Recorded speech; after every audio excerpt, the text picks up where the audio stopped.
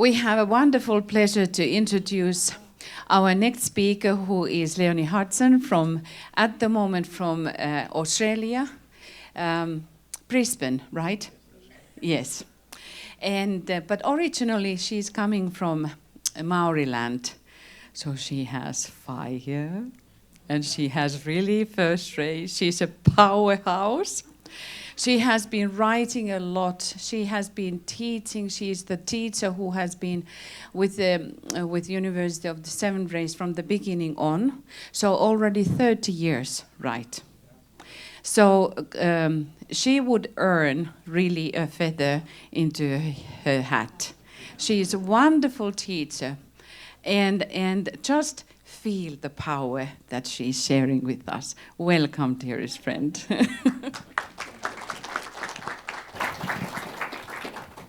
Well, thank you for that. I'll try to live up to it. My talk this afternoon is Ray 3 Messengers, Higher and Lower Types of the Past and Current Today. Hermes, Mercury, is the messenger of the gods, of the spiritual hierarchy. He carries always messages of love and endeavours to set up an unbreakable bond between the hierarchy and humanity. Our fifth Aryan race was born under Mercury, and he initiated the process of enlightenment by saying, "I am the light of the world."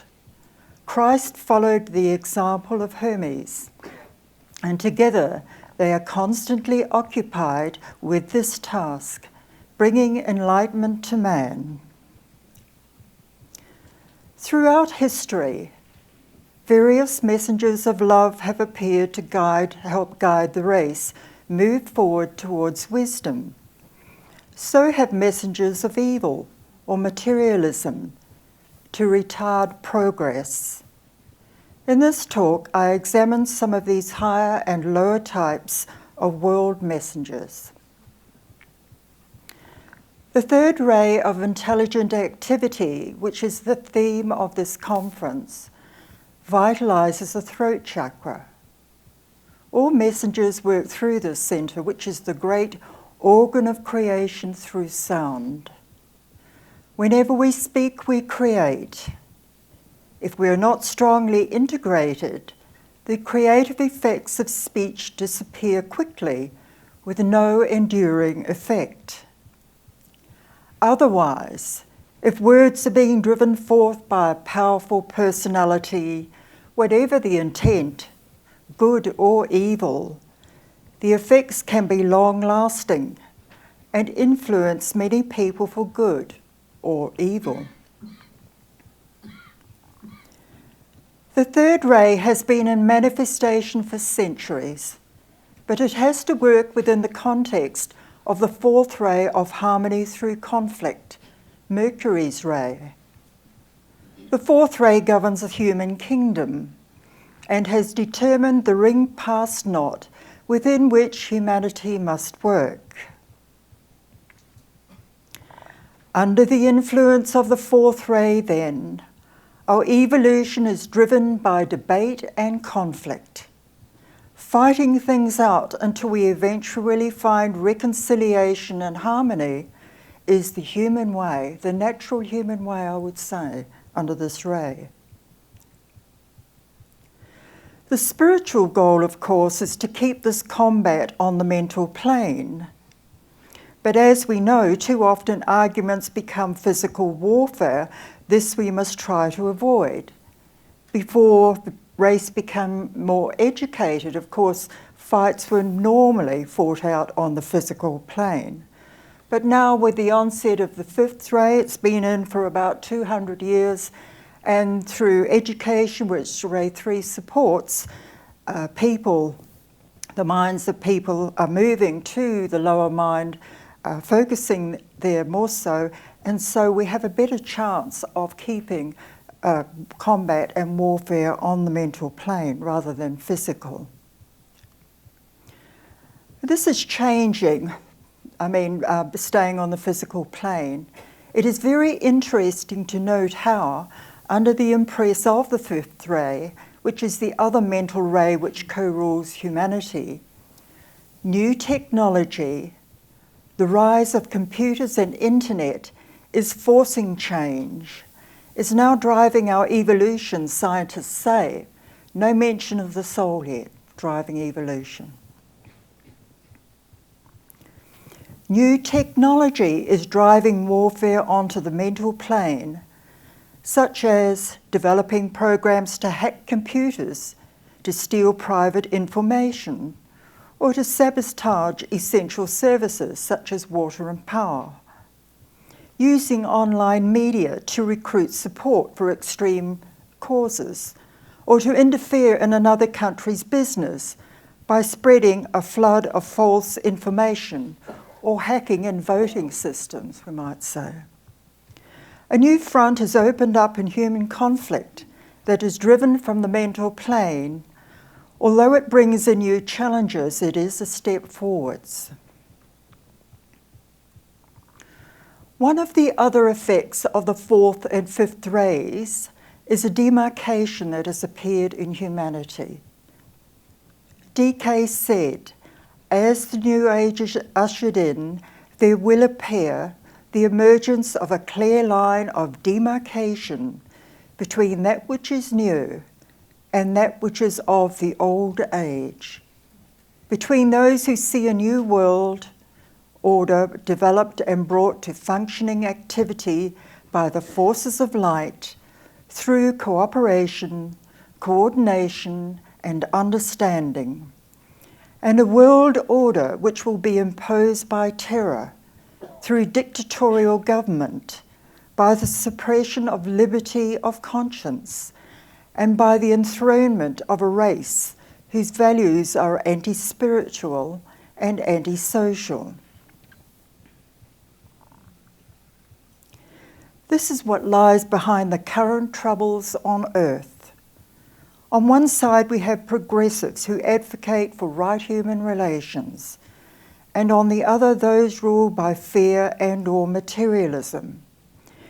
And so when I look at the world today and I see the conflict that seems to be increasing, I see it as a progressive step forward. I see what DK is talking about.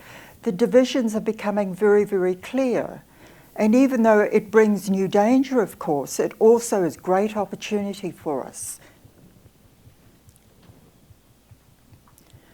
The new group of world service consists of all groups and individuals who are fighting, which is a good fourth ray word, to implement the Aquarian age qualities of wisdom, universal brotherhood, and sharing. This will eventually lead to the establishment of a spiritual government, a government by the highest and the most spiritual to be found in the land. These are the current spiritual goals. But when we look at the inequities in the world, the growing divide between the very rich and the rest of us, we can see how far we still have to go.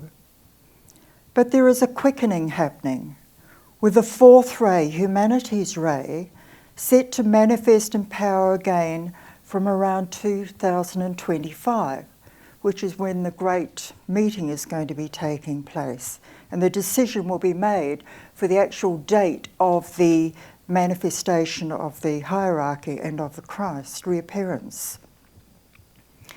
It is not surprising that conflict and divide seems to be growing, but so is the power to heal, balance, and harmonise. And new leaders will emerge who wield this power. We currently have opposing camps who each produce their own ideals and their own leaders, who are messengers, the third ray, for their side. If we look back into history, in the 19th century, we had German Chancellor Otto von Bismarck and United States President Abraham Lincoln. DK said, "These racial avatars are evoked by the genius and destiny of a race, Such a man was Abraham Lincoln, coming forth from the very soul of a people,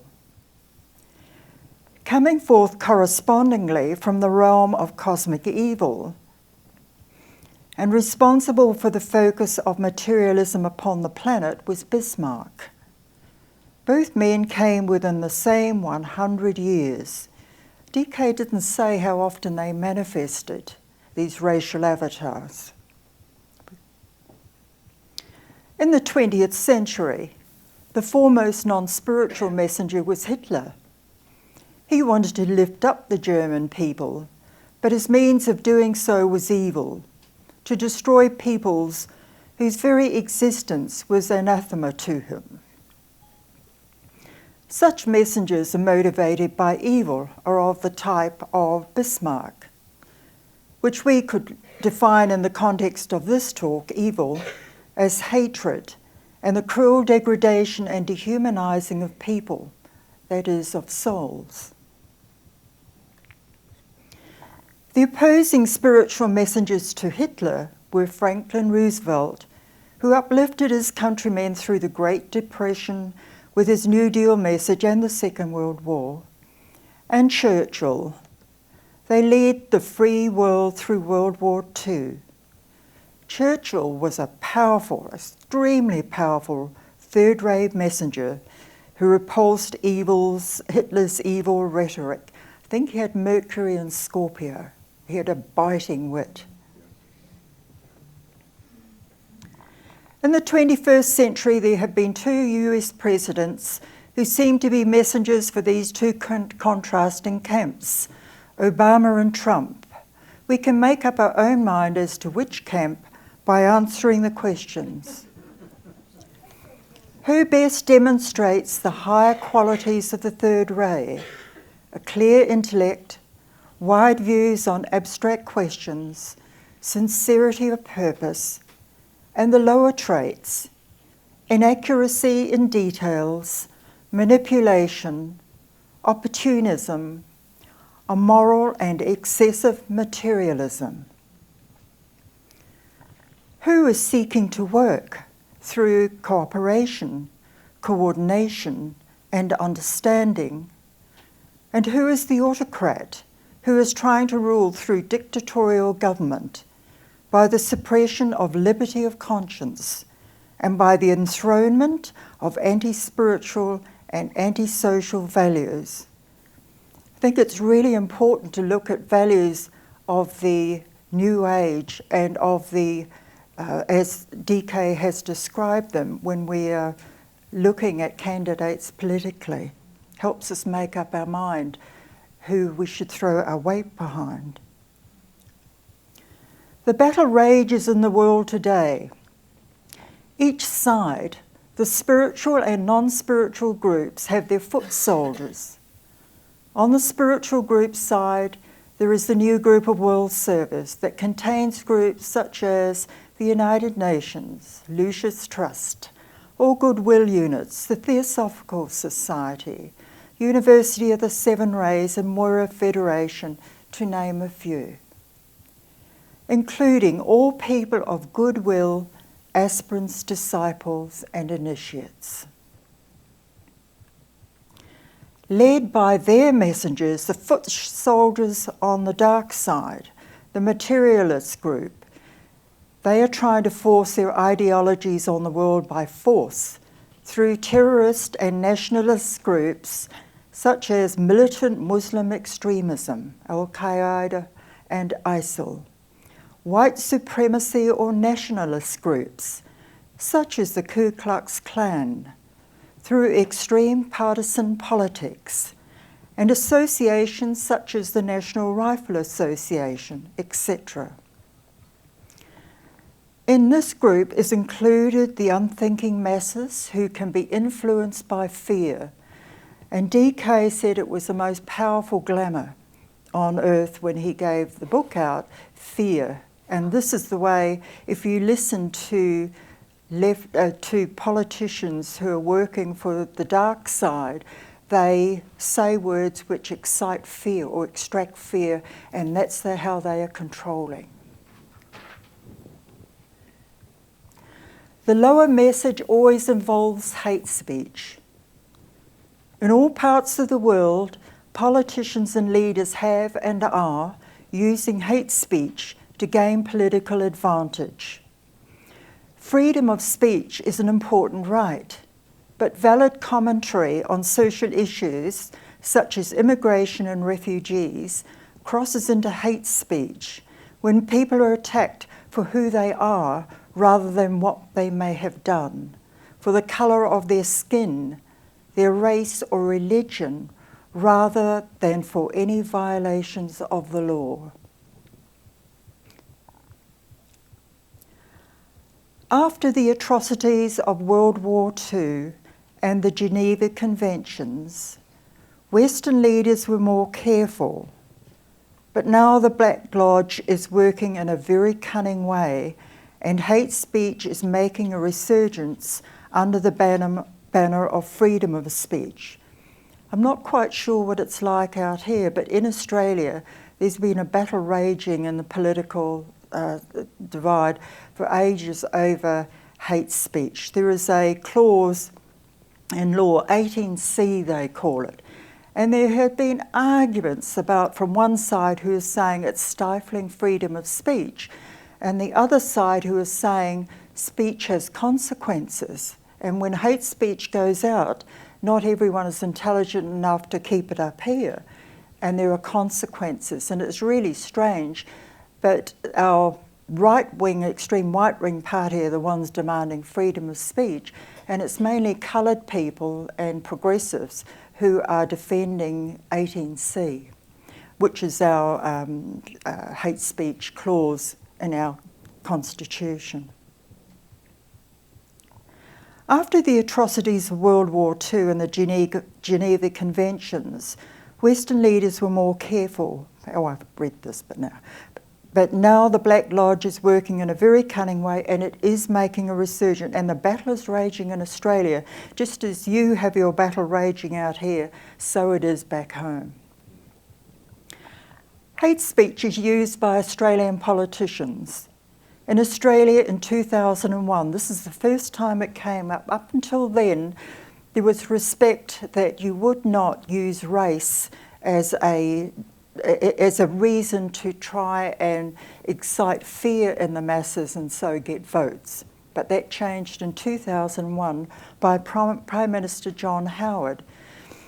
He used hate speech disguised as truth in the now infamous Children Overboard scandal to gain power for his party for 3 more years. And the photos are about what they used in their propaganda. At the time, he was looking at, his party were supposed to be going out. And at the time, there were all these asylum seekers coming to Australia on the boats, and we were in a great quandary, or the politicians were, about what to do about it.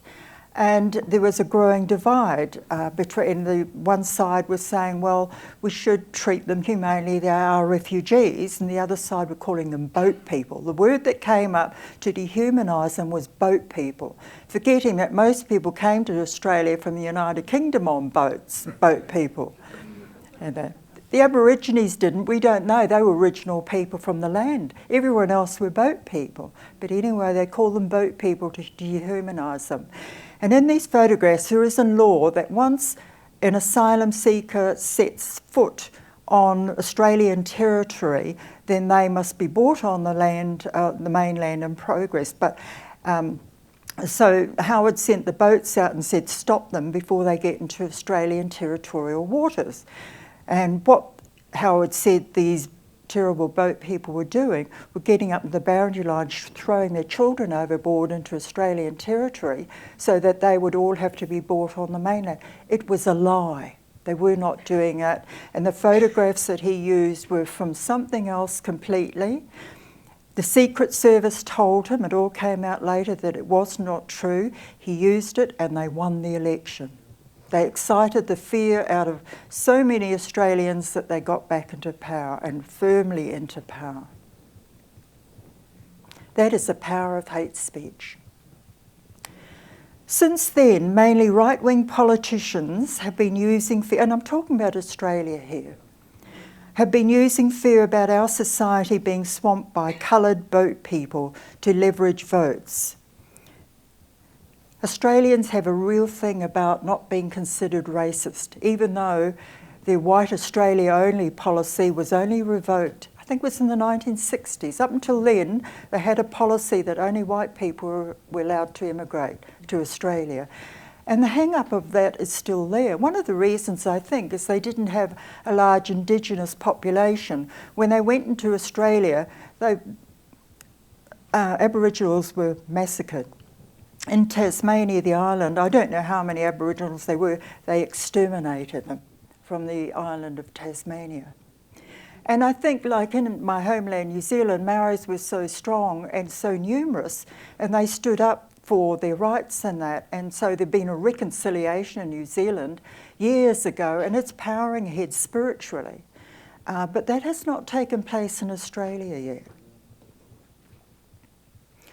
Words carry energy and have consequences. Subtle hate speech voiced by influential leaders legitimises vile racist ideas that are rampant on internet. Around the world, they call this thinly veiled racism dog whistling. The analogy is to a dog whistle, whose ultrasonic whistling sound is heard by dogs, but inaudible to humans. Dog whistle politics is political messaging employing coded language that appears to mean one thing to the general population, but has an additional different or more specific resonance for a targeted subgroup. Dog whistling was being used again this year in Australia by the right-wing party because polls show they are likely to lose the general election, which is on the 18th, on Waisak Day. But it stopped in March, so we know what happened in March. In March, the Christchurch massacre happened. A white supremacist born in Australia who had been radicalised by hate speech on the internet and overseas massacred 50 people in my birth country, New Zealand. And I have a photograph of the Al-Noor Mosque, Divine Light Mosque, where the greater tragedy occurred. The gunman's manifesto message was a regurgitated neo-fascist rant. Similarly, the gun shop owner that sold the guns in New Zealand gave the same message the NRC uses when an atrocity occurs. It is not the fault of the guns, but of the deranged person who fired it. How many times have you heard that? The problem is there are thousands in the world generally regarded as being sane who hold similar extremist views. The sooner our leaders stop dog whistling and call out people who use hate speech, the sooner will the masses be re-educated that this is not okay and follow suit.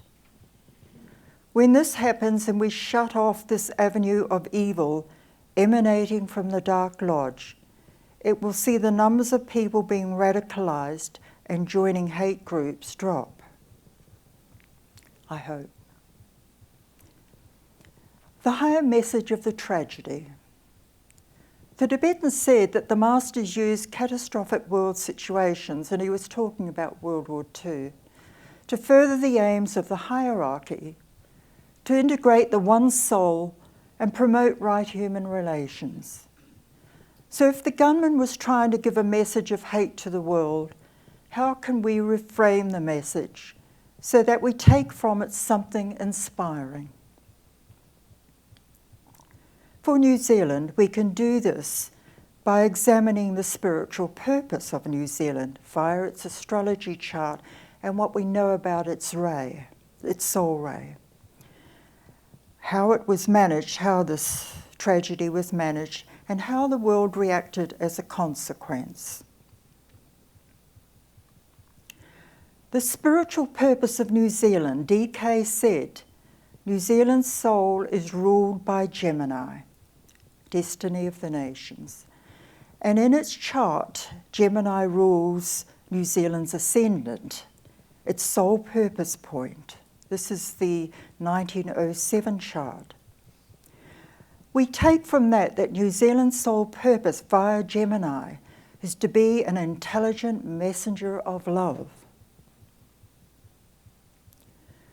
New Zealand, via its Sun, Mercury, Venus and Libra, is being asked to play a balancing role in the world community, to be a voice of reason, diplomacy, intelligence and love.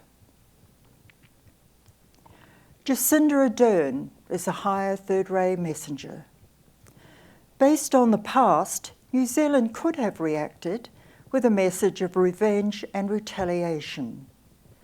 But the reverse occurred due to the leadership of New Zealand's Prime Minister Jacinda Ardern, and I'd also add to where the nation had come as to this point in time. In the last years that I was in New Zealand in the late 90s, 1980s, there were a lot of battles fought out over racism, over homosexual law reform. There were many battles that raged backwards and forwards. So the greater battles and arguments and reconciliation occurred then. So the nation was ready for a leader like Jacinda, which is why she was able to appear. It's only when the numbers are there that the leaders can appear. From her actions, we can see that Ardern is a higher third ray messenger, an agent of the spiritual hierarchy. She has Venus in Gemini, stationed on New Zealand's ascendant point, sole purpose point. She was born to be a spokesperson for New Zealand, a higher spokesperson, and as we have seen, she is spiritually equipped to deliver the high message of intelligent love. And here we have on the left is a snapshot of New Zealand's ascendant, and Ardern's chart is below. You can see in the rectified time I'm using, she has idealistic Neptune on the ascendant, and I think it really fits her and what she demonstrated. And so there is her Venus in Gemini, and there it is stationed on New Zealand's sole purpose point.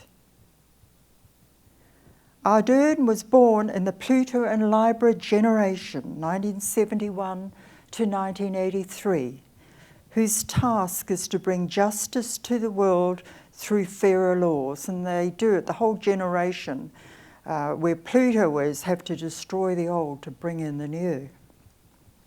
And she is of that generation.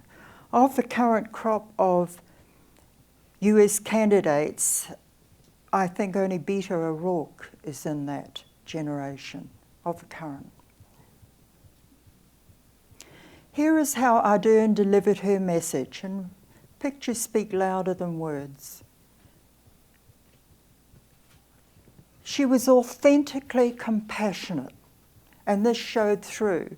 There was no doubt, there was no acting. She was compassionate.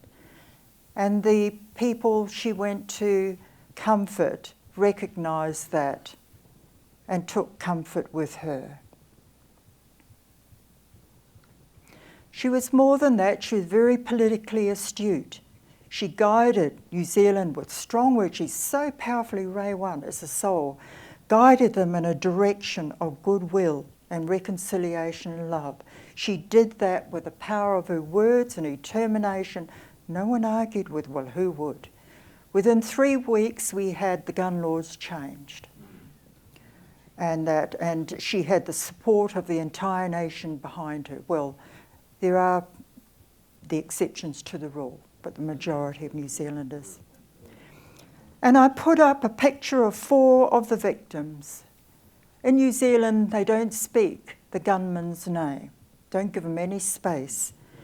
So in respect, I want to just say these 4 names, and if my pronunciation is rotten, well, you forgive me. Daoud Nabil, look at his beautiful face. Muqad Ibrahim, 3 years old. Sayad Milne. and Naim Rashid. We honour these four and all the others who were victims. One interesting thing that came up was the message of the Maori haka. And this is very interesting. Even bikie gang members, traditional outlaws of society, were moved to perform the chant.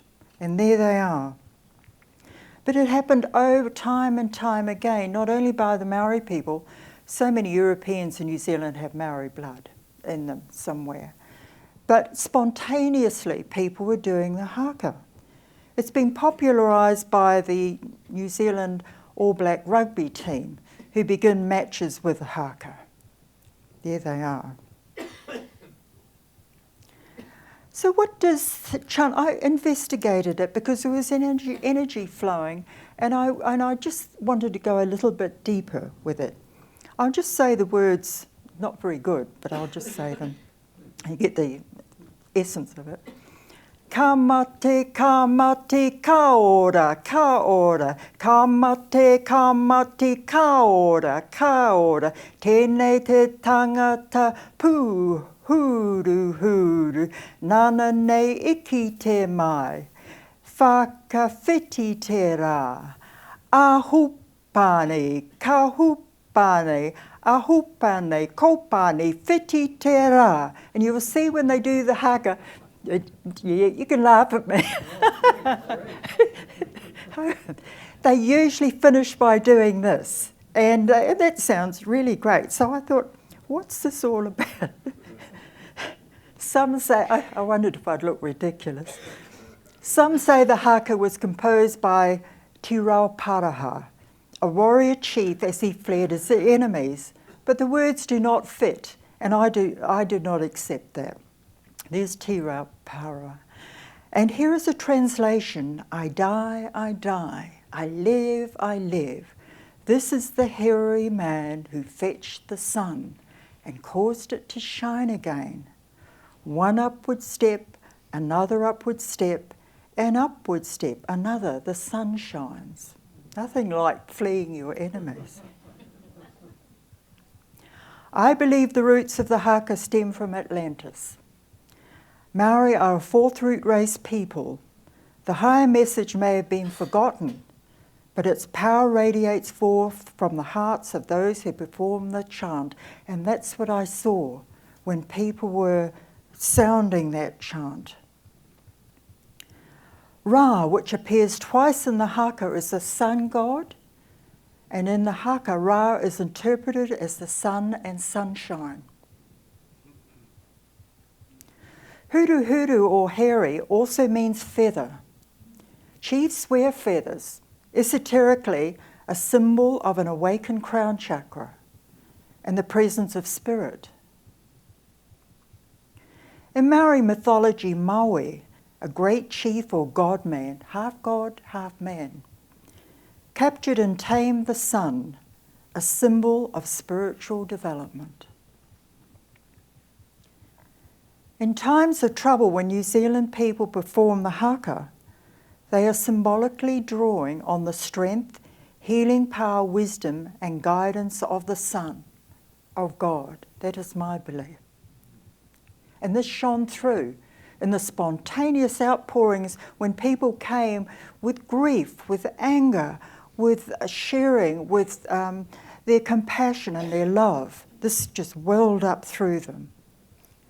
I think there was something happening to the people in that period.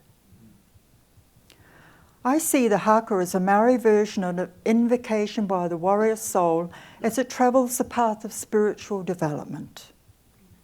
The mantra of the disciple's degree. The hairy man disciple fetching the sun and causing it to shine, striving for enlightenment. I die, I live, I live. May the energy of the divine self inspire me and the light of the soul direct. One upward step, may I be led from darkness to light, and another upward step, from the unreal to the real. An upward step, another, the sun shines from death to immortality.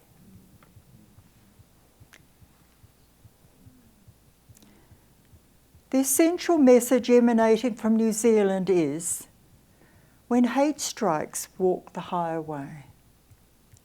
Such has been the global effect of Ardern's voicing of that message. She has been named in Time magazine's most influential people of 2019 list. Muslim Sadiq Khan, Mayor of London, wrote the testimonial for Time.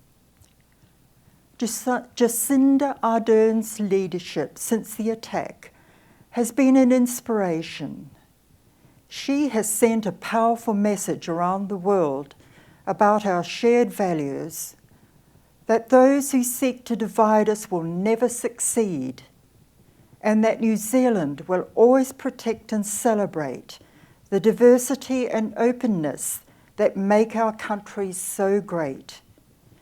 We will never forget that when terror sent ripples of fear through communities around the world, New Zealand's Prime Minister proudly stood up for hope, unity and inclusiveness in the face of fear, division and hatred, another messenger of the higher time. The Christchurch tragedy happened in the 2025 period. There is a General Assembly of the hierarchies we know in 2025. We've been talking about that as being the time when the date will likely be set for the externalisation and reappearance. It is surely no accident that a world leader like Ardern has appeared just prior in this really important period. It is possible that because she was Prime Minister, this tiny peace-loving country on the edge of the world was strategically selected by the hierarchy to send out a message of love and compassion in the face of hate. Such a sharp contrast, hopefully, would be a global healing catalyst, and it has, and one hopes those ripples keep spreading out. Based on the results, the unifying and healing effect that occurred after the tragedy, the Christ and the Masters must be greatly hardened, and this may influence the date set for the reappearance. We can only hope. In the world, discipleship work and youthful zest is moving politics progressively towards a world founded on goodwill and right human relations. The younger generation face challenges such as climate change and mass shootings, are driven by the need to preserve the safety of the world and bring about greater justice and fairness. At the forefront of this tide is Higher Ray 3 messenger Alexandria Ocasio-Cortez. Born in 1989, she has Pluto in Scorpio, whose task is to transform the world, destroy the old in order to bring in the new. And there are a few of her Ocasia's Green New Deal message. It has 5 goals, and I can sound them because I'm checking the time, I'm sure. Achieve zero greenhouse gas emissions, create millions of high-wage jobs, invest in infrastructure and industry, secure clean air and water, promote justice and equity. In conclusion, we look forward to seeing more political messengers emerge from the younger generations of the new group of world service, who are now beginning to step into the world arena to do battle on humanity's behalf, those who sound forth messengers of goodwill and right human relations, those who follow in the footsteps of Hermes, Buddha, Sankaracharya, Christ, Patanjali, Milarepa, Abraham Lincoln, and so on. Thank you.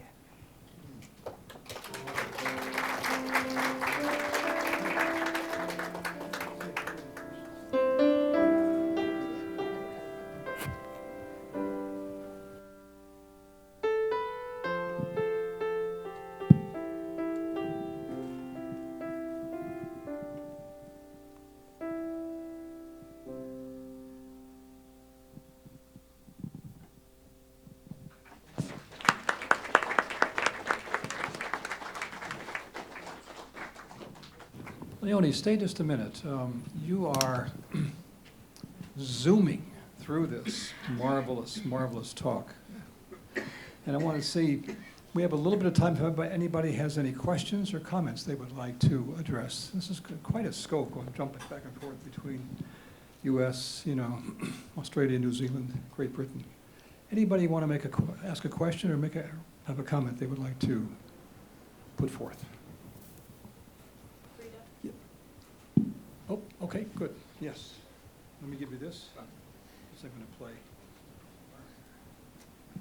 Leoni, you commented that you felt that this was sort of almost orchestrated by the hierarchy. Do you think coming out of Christchurch had some powerful symbology that was attached to that as well? I think so. Everything seems to be so coordinated. And Christchurch has really suffered in the manner of the Christ with the earthquakes just before devastated it. Yeah. There is something happening in the country that is the physical rumblings and things taking place is inherent, manifesting outwardly something that's taking place inside. I remember reading Geoffrey Hodgson. He looked at New Zealand etherically. He said there is so much fire in New Zealand because it's all volcanic. The volcanic rim around the Pacific goes through there. And I remember him saying that it helped speed up initiation. People were accelerating in New Zealand and other countries with this fire around because of the etheric fire that still exists. The volcanoes might be dormant physically, but they're still a fire, according to Hodgson, on the etheric plane. I thought that was interesting. So I do think there's probably a relationship to that, but, Yes. Do you have this presentation in the form of a pamphlet or some way that others can support you in putting this out in a more public way and a more masses? I would be very happy to direction? send out the PowerPoint to anyone who emailed me. So if you contact, perhaps, I don't have it in a pamphlet. I've got only the PowerPoint slides I've done, but I'd be happy to email the PowerPoint out. Thank you. Thank you. Contact Joanna probably, and I'll give her my email. Oh, it's on, I think it should be in the, yeah. Other questions or comments?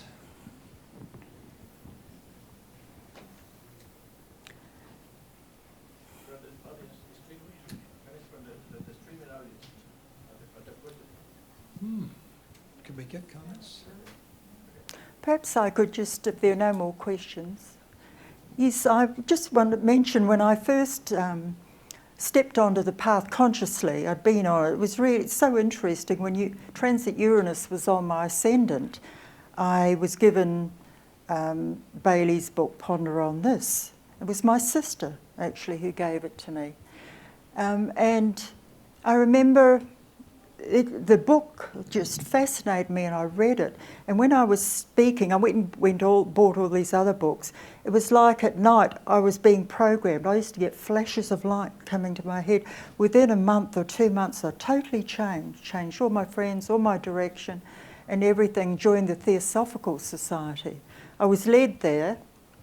I was going out, took my son out to a Christmas party they had in Auckland, and there were cars everywhere. I couldn't get a park, and I found a park. Finally, it was luckily, and I looked up and there was this golden plaque shining. I thought, what's that? It said Theosophical Society. and I'd been reading about it in the books. The two names that came up were the Rosicrucians and Theosophical. So I joined, and it was the most wonderful start of my journey. And in the process of that, I attended Geoffrey Hodgson's. He was lecturing, but I went to his classes. It would be, I think it was towards the end of 19, I've just forgotten. He died in 1982, I think it was. And he had Raja Yoga classes, and for 2 years I attended them. He was my first teacher. And I can still remember he was 90 when he was teaching. And he was amazing. And when he looked at you, he never looked at you, he was always looking above us. I think he was looking at our subtle bodies all the time. And I'll tell this little story about, it was funny, because he was famed for his clairvoyant powers. And I was still at that stage, still drinking and smoking and having a good social life. I was trying to. And that all year I decided I would stop drinking and smoking, and I went home for Christmas, and my party, Maori, guitars came out, and the booze came out, and the smoke came out, both types of smokes. And I had a good time. And when I went back into the class, I was sitting there and he walked in, he said in a loud voice, "If people only knew the damage they do to their subtle bodies when they drink and smoke." And it hit my solar plexus, went bang. I said to my sister, "He's talking about me." She said, "Don't be stupid." I said to myself, "You don't know what my family is like," because I tried to resist. And he said out loud, "I do know what families are like." And he went on with the class. And that's my favourite story of that time. So I just thought I'd share that with you because we've got time. But anyway, thank you. Thank you.